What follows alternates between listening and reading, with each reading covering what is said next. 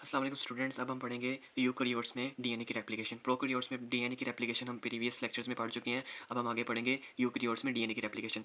अब यूकैरियोट में डीएनए की रेप्लिकेशन है वो बिल्कुल सिमिलर है प्रोकैरियोट्स में। अगर आपने मेरे पिछले लेक्चर्स देखे हैं तो आपको ये वाला लेक्चर आपके लिए बहुत ईजी हो जाएगा। सिर्फ डिफरेंस ये है कि हमने जो प्रोकैरियोट्स में डीएनए की रेप्लिकेशन में एंजाइम्स यूज़ किए थे उनकी सिर्फ नेम यहाँ पे चेंज होंगे, बाकी सारा प्रोसीजर सेम है। सही है। तो हम शुरू करते हैं। अब यूकैरियोट्स में वो कहता है कि यूकैरियोट्स में डीएनए की रेप्लिकेशन है बिल्कुल सिमिलर है प्रोकैरियोट्स के। कहता है it is closely related to the prokaryote DNA synthesis. लेकिन कहता है कुछ डिफरेंसेस हैं यूकैरियोट्स और प्रोकैरियोट्स की डीएनए की रेप्लिकेशन में। वो कौन कौन से कहता है इनमें, जैसे हमें पता है यूकैरियोट्स में क्या होता है, हमने पिछले लेक्चर में भी डिस्कस किया था, मल्टीपल ओरिजिन ऑफ रेप्लिकेशन होते हैं यूकैरियोट्स में, लेकिन प्रोकैरियोट्स में सिर्फ एक ही ओरिजिन ऑफ रेप्लिकेशन होता है। सही है। उसके बाद वो कहता है इसमें जो यूकैरियोट्स में इंजाइम्स हैं वो डिफरेंट हैं प्रोकैरियोट्स में। जैसे प्रोकैरियोट्स में ओरिजिन ऑफ रेप्लिकेशन करवा रहा था ओ आर आई सी। सही है। लेकिन यहाँ पे ओरिजिन ऑफ रेप्लिकेशन करवाएगा ORC। In eukaryotes origin recognition कौन करवाएगा? ORC। सही है। इन यूकैरियोट्स हेलिकेज एक्टिविटी कौन करवाएगा? MCM। सही है। और in eukaryotes single stranded DNA की प्रोटेक्शन कौन करवाएगा? RPA। सही है। और प्राइमर की सिंथेसिस कौन करवाएगा? Poly A primase. सही है। और प्राइमर रिमूवल कौन करवाएगा? RNase H flap endonuclease 1। सही है। अब इन्होंने बिल्कुल उसी तरह ही काम करना है जिस तरह के प्रोकैरियोट्स में ये सारी चीज़ें काम कर रही थी। हेलिकेज का वही काम है, सेम काम है। ओरिजिन रिकॉग्निशन वाला का सेम काम है। सिंगल स्ट्रैंडेड डीएनए प्रोटेक्शन भी सेम है। सही है। लेकिन सिर्फ इधर एंजाइम्स डिफरेंट है। सही है। यूकैरियोट्स में प्रोकैरियोट्स से। सही है। अब हम पढ़ते हैं होगा क्या।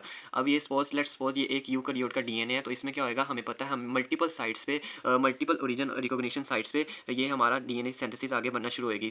लेट्स सपोज ये मल्टीपल साइट्स पे यहाँ पे और यहाँ पे डीएनए की रेप्लिकेशन स्टार्ट होती है। अब ये मल्टीपल साइट्स कौन सी वाली साइट्स हैं हमें पता है, हम पिछले लेक्चर में भी पढ़ के आए हैं। ये लेट्स सपोज ये एक ये वाली साइट है और एक ये वाली साइट है। अब हमें कैसे पता कि यही वाली साइट पे अनवाइंडिंग स्टार्ट होनी है, दूसरी साइट्स पे क्यों नहीं होनी है? क्योंकि हमें पता है, हम पिछले लेक्चर्स में भी पढ़ के आए हैं, ये साइट्स होती हैं 80 रिच सेगमेंट्स। सही है। 80 रिच सेगमेंट्स होते हैं। अब 80 ही रिच सेगमेंट्स क्यों लेते हैं हम हर दफ़ा? क्योंकि हमें पता है एडेनिन और थायमिन में 2 हाइड्रोजन बॉन्ड्स होते हैं। सही है। और इनको तोड़ने में हमारी लेस एनर्जी रिक्वायर होती है। सही है। तो सबसे पहले अनवाइंडिंग जो स्टार्ट होती है वो यहीं पे स्टार्ट होती है, अनवाइंडिंग। सही है। अब उसके बाद क्या होएगा, यहाँ पे मल्टीपल यूकैरियोट्स का पार्ट है, तो यूकैरियोट्स में क्या होगा, मल्टीपल साइट्स में अनवाइंडिंग हो गई है। अब हमें पता लग गया यहाँ पे भी अनवाइंडिंग हो गई है, फॉर एग्जांपल यहाँ पे भी अनवाइंडिंग हो गई है। अब हम सारा प्रोसीजर पढ़ेंगे कि होएगा क्या असल में। सही है। अब असल में होता क्या है कि सबसे पहले हम ये ऊपर वाली सारे एंजाइम्स को बाद में रिलेट करके पढ़ेंगे। सबसे पहले क्या होएगा, आएगा हेलिकेज। सही है। हेलिकेज आएगा। हेलिकेज उसी तरह यहाँ पे फर्दर आगे अनवाइंड करता चला जाएगा। अब यूकैरियोट्स में बल्कि यूकैरियोट्स में हेलिकेज कौन है, हेलिकेज एक्टिविटी कौन करेगा? MCM। तो यहाँ पे हेलिकेज कौन एक्टिविटी, हेलिकेज की एक्टिविटी कौन करवाएगा? MCM। सही है।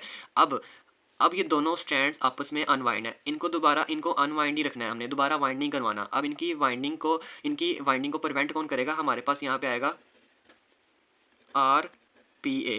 RPA क्या करेगा? इनको दोबारा आपस में जुड़ने नहीं देगा, इनको दोबारा आपस में वाइंड नहीं होने देगा, यानी कि प्रिवेंट्स वाइंडिंग। और RPA का दूसरा काम क्या होगा? RPA क्या करेगा? Protects from nucleases. उसी तरह जैसे प्रोकैरियोट्स में हमने पढ़ा था, प्रोटेक्ट्स फ्रॉम न्यूक्लियेसिस। सही है। RPA का काम भी हो गया, हेलिकेज का काम भी हो गया। सही है। ओरिजिन रिकॉग्निशन भी हो गई, जिसने ORC ने ओरिजिन रिकॉग्निशन करवाई। सही है। ये सारी चीज़ें आएंगी उसी तरह एक्ट करेंगी, यानी कि हेलिकेज का करवाएगा, अनवाइंडिंग करवाता चला जाएगा दोनों तरफ, और ये इस तरह चलता जाएगा। अभी मैंने ये सिर्फ एक इस हिस्से को डिस्कस किया है। सही है। अभी मैं सिर्फ इसी हिस्से को डिस्कस करूंगा, आगे भी इसी में ही रेप्लिकेशन करवाऊंगा, और सेम रेप्लिकेशन इधर भी हो रही होगी और मल्टीपल साइड्स में आगे हो रही होगी। सही है। अब आगे क्या होगा मैं आपको बताता हूँ। आगे होगा ये हमारे उसी तरह हम पढ़ गए हैं। जैसे प्रोकैरियोट्स में क्या होता है, प्रोकैरियोट्स में सबसे पहले हमारे पास RNA प्राइमर आता है। इधर RNA प्राइमर डायरेक्ट नहीं आता, इधर RNA प्राइमर एक स्पेशल एक हमारे पास एक एंजाइम होता है, वो होता है पॉली अल्फा। सही है। पॉली अल्फा क्या कहता है, एक मल्टी सब यूनिट एंजाइम है। मल्टी सब यूनिट एंजाइम है। इसकी ये क्या करता है, ये प्राइमेज एक्टिविटी करवाता है। सही है। प्राइमेज एक्टिविटी करवाता है। सही। अब ये क्या करता है, इनिशिएट करता है स्ट्रैंड सिंथेसिस। सही है, हमें पता है हम प्रोकैरियोट्स में भी पढ़ के आए थे। सबसे पहले क्या होता है डीएनए, वहाँ तो हमने पढ़ा था डीएनए पॉलीमरेज़ डायरेक्ट सिंथेसिस नहीं करवाता, उससे पहले आता है एक आरएनए प्राइमर। आरएनए प्राइमर आके लगता है, फिर आरएनए प्राइमर अपना थर्ड हाइड्रोक्सिल ग्रुप उसको पकड़ाता है, फिर आगे सिंथेसाइज़ होती है, सिंथेसिस स्टार्ट होती है DNA replication bye DNA polymerase 3। सही है, इधर अब हम यूकेरियोट्स में पढ़ रहे हैं, यूकेरियोट्स में सारे एंजाइम्स के नेम डिफरेंट हैं, बाकी सारा प्रोसीजर सेम है। इधर आरएनए प्राइमर वाली एक्टिविटी कौन करवाएगा? Poly alpha. सही है, अब पॉली अल्फा क्या करेगा? सिंथेसाइज़ करेगा आरएनए प्राइमर को। सिंथेसाइज़ क्या करेगा? RNA primer.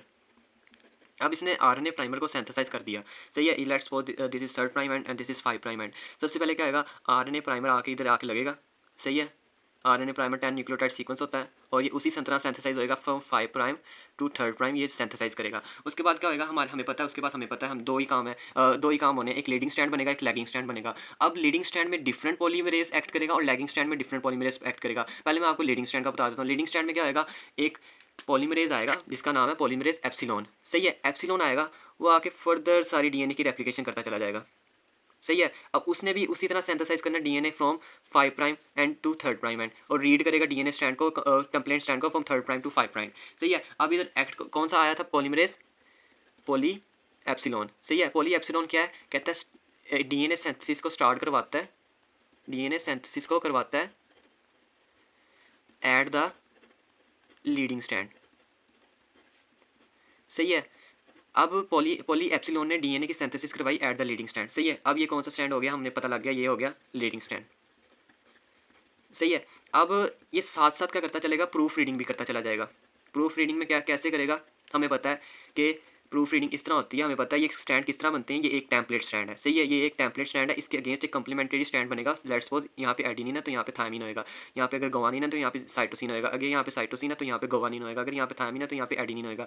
लेट्स सपोज यहाँ पे गोवानिन था और यहाँ पे क्या आ गया? एडिनिन आ गया। तो एडिनिन तो नहीं चाहिए हमें, adenine is not complementary base pair, तो यहाँ पे क्या होना चाहिए? साइटोसिन होना चाहिए। तो जो एप्सिलॉन पॉलीमरेज एप्सिलॉन है वो इसको सेंस कर लेगा और पकड़ लेगा और अपनी third to 5 prime exonuclease activity करवाएगा और यहाँ पे साइटोसिन ले आएगा। सही है, और प्रूफ रीडिंग साथ साथ करता चला जाएगा। ये था लीडिंग स्टैंड में। अब हम पढ़ेंगे लैगिंग स्टैंड में। लैगिंग स्टैंड में क्या होता है? लेट्स सपोज हमने पीछे भी पढ़ा था, लैगिंग स्टैंड में ओकाज़की फ्रेगमेंट्स बनते हैं प्रोकैरियोट्स में। सही है, लैगिंग स्टैंड में क्या होता है? मल्टीपल आरएनए प्राइमर बनते हैं। लेट्स सपोज ये एक आरएनए प्राइमर है, ये एक दूसरा आरएनए प्राइमर है। सही है, आरएनए प्राइमर सेम उसी तरह बनेंगे from 5 end to third end. सही है, अब इनमें क्या होता है? इनमें कौन सा पॉलीमरेज एक्ट करता है? इनमें आता है पॉलीमरेज, कौन सा पॉलीमरेज आता है? Polymerase delta. सही है, पॉलीमरेज डेल्टा आता है, आके डीएनए की सिंथेसिस करवा देता है। सही है, इधर कौन सा पॉलीमरेज आएगा? पॉलीमरेज डेल्टा, और वो उसी तरह from 5 prime to third prime. सही है, सिंथेसिस हमेशा 5 end to from 5 prime to third prime होती है। सही है, तीसरा क्या है? Polymerase delta. पॉलीमरेज डेल्टा क्या करेगा? इलोंगेट्स ओकाज़की फ्रेगमेंट्स।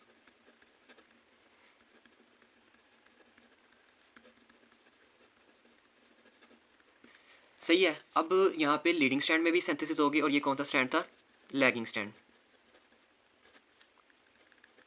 अब हमने लीडिंग स्टैंड में भी सिंथेसिस करवा रही, लैगिंग स्टैंड में भी सिंथेसिस करवा रही। पीछे सिर्फ एक छोटा सा काम बचा है कि ये जो आपस में गैप्स थे ना, इनको बस अब फिल करना है। अब फिल करने के लिए हमेशा हमारे पास क्या होता है? लाइगेज। लाइगेज हमें पता है प्रोकैरियोट्स में ये गैप्स फिल कर देता था। सही है, अब हमारे पास, अब हम पढ़ रहे हैं यूकैरियोट्स की रेप्लिकेशन। यूकैरियोट्स में भी काम लाइगेज वाला ही होगा, लेकिन करेगा कौन? Polymerase B. सही है, पॉलीमरेज बी क्या करेगा? लाइगेज की यूज्ड इन गैप फिलिंग। ये क्या करेगा? गैप फिलिंग करता चला जाएगा, जैसे तरह कि प्रोकैरियोट्स में हमारा कौन सा कर रहा था? लाइगेज कर रहा था। सही है, अब ये इसी तरह यहाँ पे गैप फिल कर देगा। अच्छा, मैं एक बात बताना भूल गया, ये जो पॉलीमरेज डेल्टा था, ये भी साथ साथ प्रूफ रीडिंग करता चला जाएगा। प्रूफ रीडिंग का सेम वही प्रोसीजर है, अगर कोई गलत आके न्यूक्लियोटाइड अटैच हो गया तो उसको उतार के सही वाला उसके अगेंस्ट कम्प्लीमेंट्री न्यूक्लियोटाइड अटैच करवा देगा। सही है, अब मैं आपको बता देता हूँ। अब ये था लीडिंग स्टैंड। लीडिंग स्टैंड में यहाँ पे इसने पॉलीमरेज बी ने गैप फिल कर दिया और गैप फिल करने के बाद थ्रू आउट हमारा एक डीएनए स्टैंड बन गया। सही है, हमारा डीएनए स्टैंड बन गया। इधर क्या था? इधर भी ऐसे ही था, सेम प्रोसीजर। सही है, इधर गैप भी फिल हो गया। सही है, और एक पूरा डीएनए स्टैंड बन गया। लेकिन एक छोटा सा काम बाकी है। ये जो हमने आरएनए प्राइमर बनाया था, ये हमें नहीं चाहिए, क्योंकि हमने तो डीएनए बनाना है। अब डीएनए बनाना है, इसको तो हटाना पड़ेगा। अब हमने इसको हटाने के लिए हमारे पास यूकैरियोट्स में एक स्पेशल एंजाइम है। कौन सा एंजाइम है? मैं पीछे पढ़ा के आया हूँ, आरएनएज एच, और दूसरा कौन सा था? फ्लैप। दूसरा था फ्लैप एंडो न्यूक्लियस 1।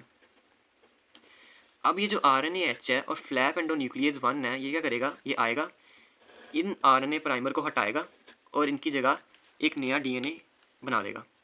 सही है, इनकी जगह एक नया डीएनए स्ट्रैंड बन जाएगा, तो थ्रू आउट हमें एक फुल न्यू डीएनए चेन मिल जाएगी। सही है, और किस तरह बनेगी, from 5 prime to 3rd prime end. सही है, अब ये था बेसिक डीएनए की रेप्लिकेशन में। सही है, उसके बाद हम पढ़ेंगे एक लिपन कोड में एक कंसेप्ट दिया हुआ है टीलोमरेज का। टीलोमरेज क्या है? टीलोमरेज कहता है located at the end of linear chromosome. ये लीनियर क्रोमोसोम्स के एंड पे प्रेजेंट होते हैं टीलोमरेजेस। सही है, अब टीलोमरेज क्या करते हैं? Telomerase structural integrity of the chromosomes maintain करते हैं। सही है, ये क्या करते हैं, जैसे ये क्रोमोसोम है इसके लीनियर एंड पे प्रेजेंट होएगा। सही है, टीलोमरेज अब ये क्या करेगा, इस क्रोमोसोम की स्ट्रक्चरल इंटेग्रिटी को मेंटेन करेगा। ये क्या करेगा, प्रिवेंट करेगा इनके न्यूक्लियस इनको इनके ऊपर आके अटैक ना करें। सही है, अब कहता है टीलोमरेज के ऊपर एक नॉन कोडिंग हेक्सामेरिक सीक्वेंस होता है। कौन सा वो सीक्वेंस कौन सा होता है? AGGT। सही है, AGGT। अब इसको मैं टीलोमरेज का कॉन्सेप्ट समझाने के लिए आपको सबसे पहले एक छोटी सी डायग्रामेटिक दिखाऊंगा कि इसमें क्या होता है। हमारे पास लेट्स सपोज ये एक डीएनए स्ट्रैंड है, ये पेरेंटल स्ट्रैंड है। सही है, उसी तरह यहाँ पे क्या बना हमारा एक ये आरएनए प्राइमर बना, उसके बाद एक लीडिंग स्ट्रैंड पे पूरी चेन बन गई। सही है, अब ये था लीडिंग स्ट्रैंड। लैगिंग स्ट्रैंड में क्या होगा, दो मल्टीपल साइड्स पे आरएनए प्राइमर होंगे, मल्टीपल डीएनए सेगमेंट्स बनेंगे। सही है, ये था नॉर्मल, ये जो हम पीछे भी पढ़ के हैं। अब टीलोमरेज वाले एंड पे क्या होता है, ये आरएनए हमें तो पता है बाद में क्या होना होता है, आरएनए प्राइमर ने भी डीएनए बन जाना होता है। लेट्स सपोज मैं आपको सिंगल बना देता हूँ कि आरएनए प्राइमर अब क्या बन रहा है, पूरा डीएनए में कन्वर्ट हो रहा है। सही है, ये आरएनए प्राइमर था, एक पूरा डीएनए चेन बना दी। सही है, अब क्या हुआ, एक 3rd प्राइम एंड पे नोटिस किया आपने कि यहाँ पे आरएनए प्राइमर कन्वर्ट नहीं हुआ, और ऐसे ही होता है, यहाँ पे आरएनए प्राइमर नहीं बन पाता, डीएनए चेन नहीं बनती इससे। सही है, और यहाँ पे गैप रह जाता है। सही है, अब ये गैप क्यों रहता है? ये गैप इसलिए रहता है ताकि हम सेल डिवीजन को लिमिट कर सकें। सही है, सेल डिवीजन जैसे जैसे लिमिट रहती है हमें पता है, इससे क्या होगा, क्रोमोसोम शॉर्टन होता जाएगा। मैं बताता हूँ एक मिनट तरतीब से, क्रोमोसोम इससे क्या होगा, शॉर्टन हो जाएगा। सही है, क्रोमोसोम छोटा हो गया तो इससे होगा क्या, हमारी जो सेल डिवीजन है वो लिमिटेड हो जाएगी। सेल डिवीजन क्या होगी, लिमिटेड। सही है, अब लिमिटेड होने की वजह से हमें पता है इससे इसका फ़ायदा क्या होएगा हमें, ये ना हमारे कैंसर सेल को further rapidly growing cancer cell को रोक देगा। सही है, हमारे जो सेल्स थे, फॉर एग्जांपल एक सेल कोई ना कोई सेल ग्रो कर रहा था, वो डिवाइड करता जा रहा है। अब वो एक लिमिट तक की डिवाइड करेगा, वो मुसलसल डिवाइड नहीं करेगा। मुसलसल डिवाइड होने का मतलब वो कैंसर सेल में चेंज हो रहा है, यानी कि उनको कैंसर सेल में नहीं बनने दे रहा। सही है, तो क्या करेगा, prevent formation of the cancer cells.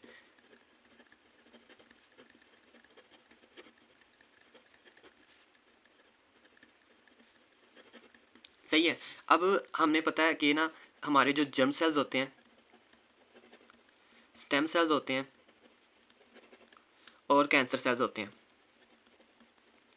इनके जो टीलोमरेज है ना, टीलोमर्स बोल दिए, टीलोमर्स जो होते हैं इनको टीलोमर्स, ये क्या करते हैं, ये छोटे नहीं होते, ये डू नॉट शॉर्टन। यही वजह है कि हमारे जो कैंसर सेल्स हैं वो रैपिडली प्रोलिफरेट करते जाते हैं, डिवाइड करते जाते हैं और कैंसर सेल्स बनाते जाते हैं।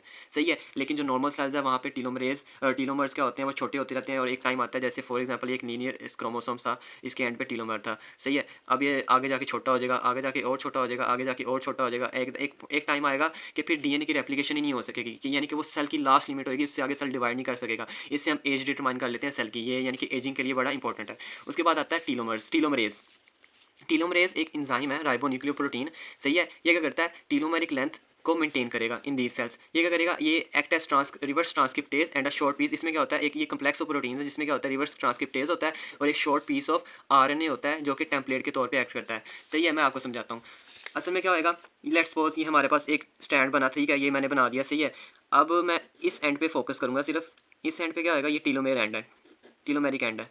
सही है, इस एंड को मैंने लिख दिया। अब मैंने बताया था टीलोमर्स किस पे एक रिपीटिंगली सीक्वेंस होता है, AGGT। सही है, अब इस एंड पे क्या है, AGGT सीक्वेंस है और 3rd प्राइम एंड पे ये इलोंगेटेड सीक्वेंस है। सही है, तो इससे क्या होएगा, हमें पता है यहाँ पे मैंने क्या बताया था, आरएनए प्राइमर नहीं बना, तो यहाँ पे एक गैप है। सही है, अब हमने इस गैप को फिल करना है ताकि हमारे डीएनए की सिंथेसिस एप्लीकेशन कंप्लीट हो। सही है, अब होएगा क्या, हमारे पास एक एंजाइम आएगा, कौन सा, टीलोमरेज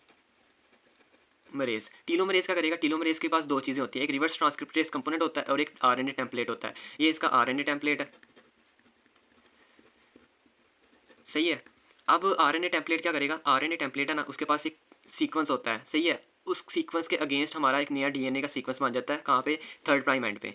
सही है, तो वो जो 3rd प्राइम एंड जो ऑलरेडी पहले से ही एक लंबी चेन थी वो और लंबी हो जाती है। सही है, जिसकी वजह से हमारे पास एक लंबी चेन बन जाती है। तो आगे क्या होता है, तो टीलोमरेज ने ये क्या किया, एक टेम्पलेट आरएनए टेम्पलेट दिया, जिसने आरएनए टेम्पलेट से एक डीएनए की चेन थोड़ी सी लंबी हो गई। सही है, ऊपर वाली की तरफ। सही है, अब डीएनए की चेन लंबी होने के बाद हमारे पास क्या आएगा, आरएनए प्राइमर आएगा। उसी तरह आरएनए प्राइमर को देगा डीएनए पॉलीमरेज अल्फा।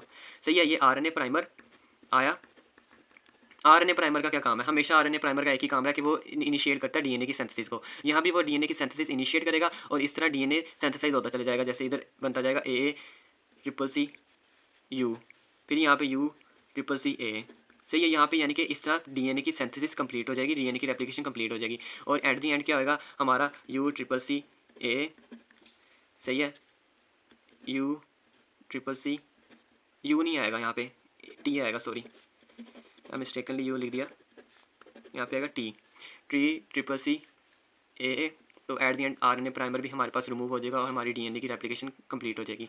सही है, ये था टीलोमरेज का काम। सही है, उसके बाद क्या होता है हमारा रिवर्स ट्रांसक्रिप्टेज। कहता है रिवर्स ट्रांसक्रिप्टेज क्या होता है, ये हमारे रेप्लिकेशन रेट्रोवायरस में भी होता है, रेट्रोवायरस में रेप्लिकेशन करवाता है।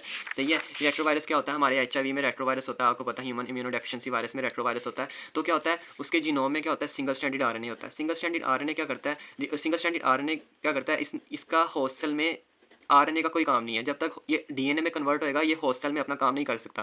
सही है, ये क्या करता है रिवर्स ट्रांसक्रिप्टेज को यूज़ करता है। रिवर्स ट्रांसक्रिप्टेज इसको क्या करता है सिंगल स्ट्रैंडेड आरएनए को एक वायरल डीएनए में कन्वर्ट कर देता है। फिर ये जो वायरल डीएनए बना ना ये इनकॉर्पोरेट हो जाता है होस्ट सेल के अंदर, यानी कि फिर ये आगे जाके होस्ट सेल की मशीनरी को यूज़ करेगा, होस्ट सेल के अंदर डीएनए को रैपिडली डिवाइड करता जाएगा और काफ़ी ज़्यादा ये फैलता जाएगा। सही है, ये था रिवर्स ट्रांसक्रिप्टेज। उसके बाद एंड पे है हमारे पास, एंड पे हमारे पास कुछ न्यूक्लियोसाइड एनालॉग्स हैं। न्यूक्लियोसाइड एनालॉग्स हैं हमारे पास कुछ एंड पे। न्यूक्लियोसाइड एनालॉग्स क्या होते हैं, न्यूक्लियोसाइड एनालॉग्स का काम क्या है, कहता है ये ना डीएनए की ना रेप्लिकेशन को रोक देते हैं। सही है, अब ये रेप्लिकेशन मोस्ट प्रोबेबली कहाँ पे रोकते हैं, चेन यानी कि डीएनए की चेन इलोंगेशन स्टेप को नहीं होने देते। सही है, ये ब्लॉक कर देते हैं DNA chain elongation in DNA replication. अब ये डिफरेंट तरह के होते हैं, जैसे डाइडानोसिन। डाइडानोसिन क्या करता है, OH ग्रुप को रिमूव करता है। सही है, मैंने आपको बताया था कि यहाँ पे होता है थर्ड प्राइम एंड पे, मैंने बताया था थर्ड प्राइम एंड पे ये आरएनए प्राइमर का OH ग्रुप होता है जिसके ये एक्सेप्टर होता है फॉर द डीएनए पॉलीमरेज। सही है, फिर ये OH ग्रुप को डीएनए पॉलीमरेज सेंस करता है और आगे अपनी डीएनए की चेन बना देता है। सही है, ये OH ग्रुप अगर फॉर एग्जांपल मैं इस OH ग्रुप को ही रिमूव कर दूँ तो ना डीएनए पॉलीमरेज आएगा, ना आगे चेन बनेगी, ना आगे डीएनए रेप्लिकेट होगा, ना आगे कोई सेल बनेगा, यानी कि इस तरह फिर ये ब्लॉक कर देता है कैंसर सेल की ग्रोथ को। सही है, ये किस तरह इसने चेन इलोंगेशन के स्टेप को ब्लॉक कर दिया। सही है, दूसरा क्या होता है एराबिनोस। एराबिनोस भी क्या करता है चेन इलोंगेशन स्टेप को ब्लॉक कर देता है। सही है, उसके बाद क्या होता है साइटोसिन एराबिनोसाइड। साइटोसिन एराबिनोसाइड हम एंटी कैंसर थेरेपी में यूज़ करते हैं। ये भी इसी तरह एक्ट करेगा, चेन इलोंगेशन नहीं होने देगा। चेन इलोंगेशन के बदले में हमारे पास डीएनए रेप्लिकेट नहीं करेगा, डीएनए रेप्लिकेट नहीं करेगा मतलब सेल डिवाइड नहीं करेगा। सही है, सेल डिवाइड नहीं करेगा तो हमारे पास वो ग्रोथ वहीं की वहीं रुक जाएगी। सही है, साइटोसिन भी हो गया। चौथा हमारे पास होता है एडिनिन एराबिनोसाइड। एडिनिन एराबिनोसाइड हमारी एंटीवायरल थेरेपी में एंटीवायरल एजेंट है। सही है, पांचवा हमारे पास होता है ज़ीडोव्यूडिन। ज़ीडोव्यूडिन भी चेन इलोंगेशन स्टेप को रोक देता है और chain elongation he at the end पे होगी तो हमारे पास डीएनए नहीं बनेगा और डीएनए नहीं बनेगा तो आगे सेल डिवाइड नहीं करेगा और सेल डिवाइड नहीं करेगा तो कैंसर सेल्स की ग्रोथ रुक जाएगी। इस लेक्चर में इतना ही था। तो अगर आपको लेक्चर पसंद आया तो काइंडली लाइक एंड सब्सक्राइब।